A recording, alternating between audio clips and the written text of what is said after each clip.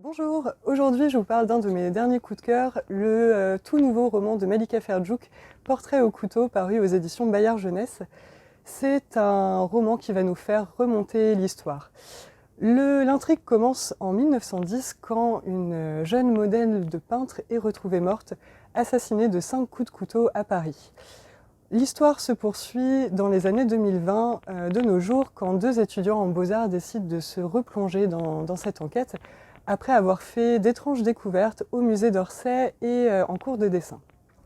C'est donc un polar qui nous plonge vraiment dans le monde artistique, dans le Paris des musées, ce qui donne une atmosphère presque onirique au roman.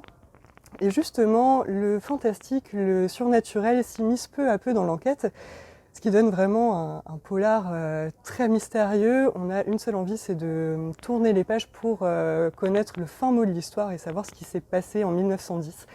Donc tout ça ajouté à la très belle plume de Malika Ferjiouk, ça donne vraiment un roman très addictif, très original à dévorer pour tous dès 12 ans. Alors là, nous avons Théodore qui est un petit écureuil qui vit au fin fond de la forêt et qui est passionné par les légendes sur les civilisations humaines. Un beau jour, à cause d'une violente tempête, il va se retrouver catapulté très très loin de chez lui et atterrir dans les ruines d'une civilisation humaine. Il va alors partir pour un grand voyage, rencontrer tout plein de personnages incroyables et partir pour une grande aventure. C'est un super chouette livre, c'est un objet entre roman et BD, on est sur des chapitres alternés. Les personnages sont hyper intéressants, hyper attachants et on a très très envie de découvrir ce qui se passe ensuite pour Théodore et ses amis. Je vais vous parler de deux albums indispensables qui parlent de choses de la vie.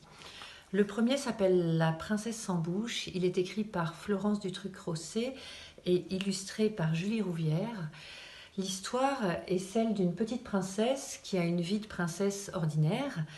Et un soir, son père lui rend visite et agit avec elle comme il agirait avec sa femme.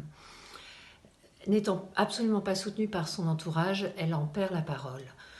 On va suivre le parcours de cette petite princesse qui va recevoir de l'aide extérieure et se reconstruire notamment grâce aux soins qu'elle va pouvoir apporter à une biche blessée.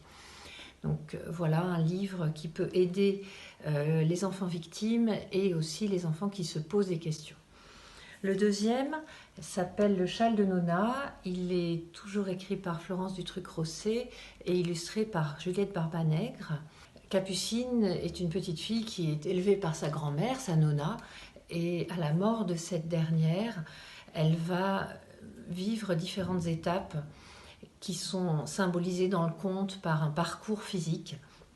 Elle va passer par une phase d'abattement, de colère, et réussir à apprivoiser son chagrin pour se souvenir des belles choses qu'elle a pu vivre avec sa grand-mère.